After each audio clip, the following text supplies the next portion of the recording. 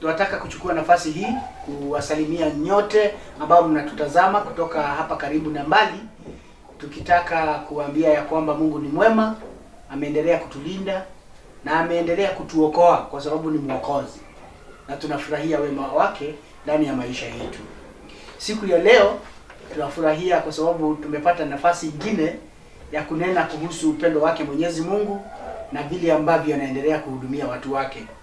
Na ndiposa tutasoma kitabu cha Marko Mtakatifu sura yake ni ya 2 mstari wa 6 na wa 7, na ili naye mchungaji akaweza kupeperusha injili. Bwana asifiwe. Amen. Na tutasoma kwa lugha ya Kimombo. Na tusome. But some of the teachers of religious law who were sitting there thought to themselves, what is he saying? This is blasphemy. Only God can forgive sins. Karibu mchungaji. Thank you, Brother Benjamin. Brothers and sisters in the Lord, wherever you are, today I'm delighted to be with you, though not physically, so that we may hear what the Lord has to tell us this morning. I am fine and blessed of the Lord. Christ is Savior of my soul. The scripture that has been read to us, Mark chapter 2, verse 6 and 7, I would like at your own time you read from verse 1 up to verse 12, so that you may understand the whole scenario in this chapter 2. I want to develop a theme that it says, Jesus has power to change our life and forgive sins. Jesus has power to change our life and forgive sins. I want to start by saying that the previous day, Jesus was in Galilee, where he had performed several miracles. And I will cite only 2.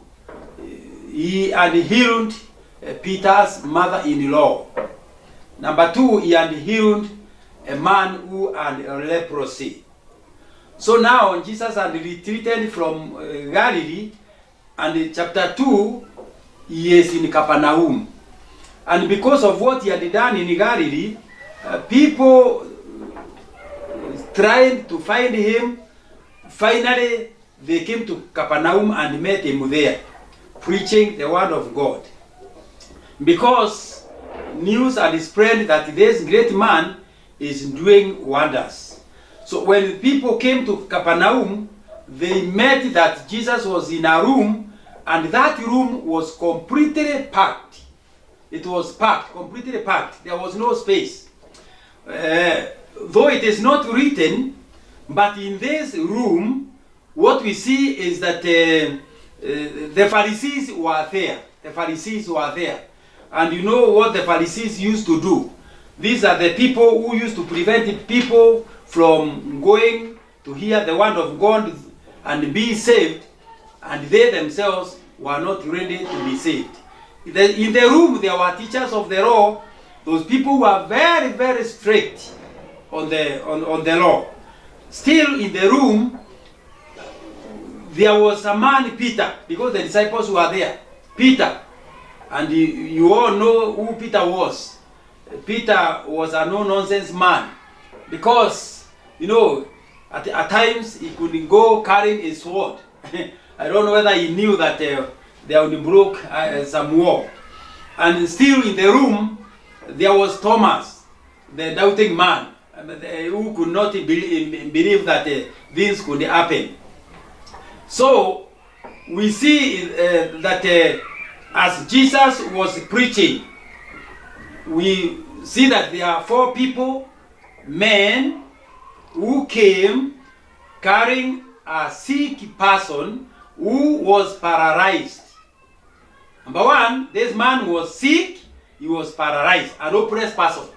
And these 4 men, they had brought the paralyzed man to Jesus because they had heard that Jesus is healing people. So when they came, as I have said, they met that the room was packed, and even they could not find anywhere to go through. But because these people, when they left their home, they had said, it is either today or today. So they never gave up. What we see is that when they found that the doors were closed, they could not go in. Number one, they strategized. So they went up the roof and dug a hole and dropped the man direct to where Jesus was. Kutoka kwa inaitwa nini Benjamin? The roof. Kutoka kwa paa ya nyumba. Sababu alitengeneza shimo, wakamteremusha, hata sijui kama waliomba kamba ya kumteremusha ama walitoa wapi. Lakini walimteremusha direct to where Jesus was, at the feet of Jesus. Wapendwa katika Bwana, wakati huyu mtu alianguka, alifika miguuni mwa Yesu. Remember we said this man, we are not told the name of the man. You know, he is anaitanishwa na ugonjwa. The sick man, the paralyzed man. So wakati alifika pale miguuni pa Yesu, tunaona Yesu akimuuliza swali. This man has no name. Lakini amefika pale na ni mtu mgonjwa. But Jesus told the man, take up your mat and go. But before he uttered those words, he said, my son. Remember, from the roof, he was called a paralyzed man. But the minute he landed at the feet of Jesus, Jesus is calling the man, my son, take up your mat and go. Your sins are forgiven. Brothers and sisters, when you look at the room which was packed, I consider this room as the packed room as the obstacles that are there that hinder us from reaching unto Jesus. The obstacles. Yaani wakati mwingine milango yetu inaweza kuwa imefungwa. Shetani saa zingine anafunga milango yetu. Lakini nataka kusema hivi. It is very important not to give up. Even when the doors are closed, it's good kungangana, kukasana. Because these people never gave up. They strategized, they went up the roof, dug a hole, and dropped the man at the feet of Jesus.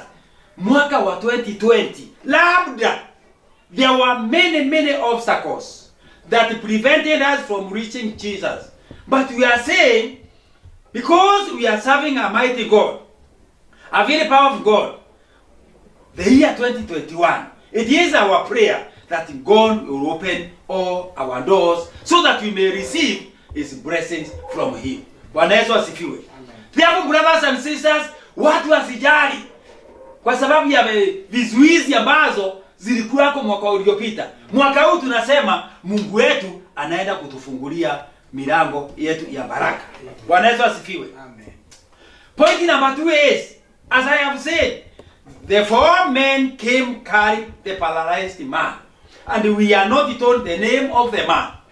We are told the paralyzed man.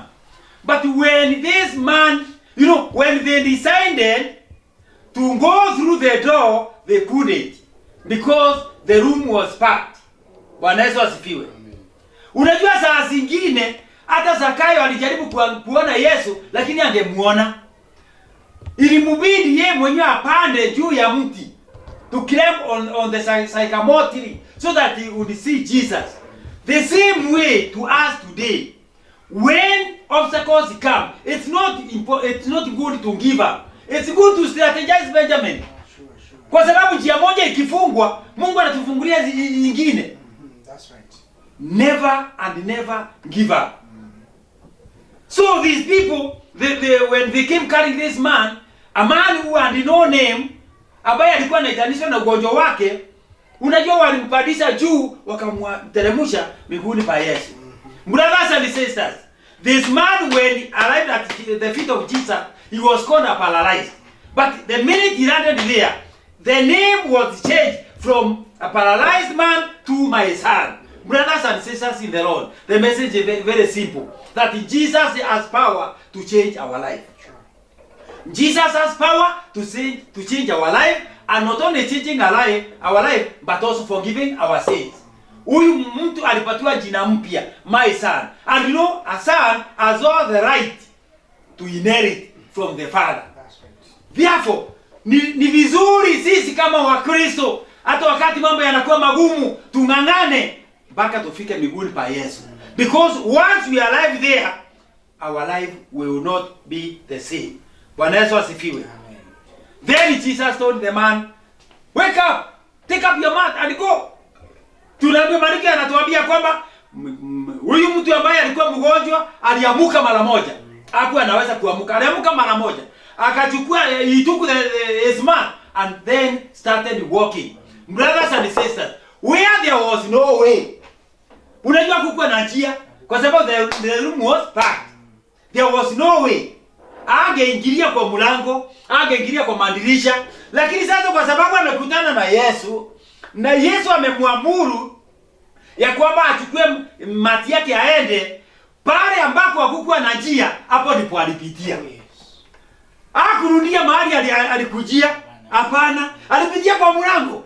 Benjamin, mlango ulikuwa umefungwa sababu watu walikuwa wameshonana pale, walikuwa wengi sana. Peter was there. Maybe Peter was at the door with his sword. Kwa hivyo watu wangekaribia, lakini wakati huyu mtu alikutana na Yesu, mahali hapakuwa na njia ilipatikana. Wapendwa katika Bwana, wapendwa wangu katika Bwana, mimi namusihi tung'ang'ane hadi tufike mbinguni pa Yesu, kwa sababu zile njia ambazo zimefungwa, Yesu yeye mwenyewe ako na nguvu ya kufungua. Bwana Yesu asifiwe. Therefore, brothers and sisters, Jesus has power. Yesu ambaye tunatumikia, Yesu ambaye tunahubiri, he has the power to change our life. The life that we have lived last year 2020, Jesus has power to change that life so that he may give us a new life to live 2021. Only believe. Only believe. Lazima tung'ang'ane. We must strive and strive so that we may reach at the feet of Jesus. And once we reach there, life will not be the same. Bwana Yesu asifiwe. Kwa hivyo mwaka wa 2021, the good news is tung'ang'ane tufike kwa Yesu na tutabadilishiwa mambo. Maisha yetu. Let us not be too materialistic. Ati tutabadilishiwa mambo tuwe matajiri whatever. But once we reach at Jesus' feet, we are forgiven our sins. Kwa sababu Yesu yeye mwenyewe ako na uwezo, ako na nguvu ya kutusamehe nini? Kutusamehe dhambi. Kwa hivyo kwanza tusamehewe dhambi, na hii mambo mengine yote Mungu atatupatia.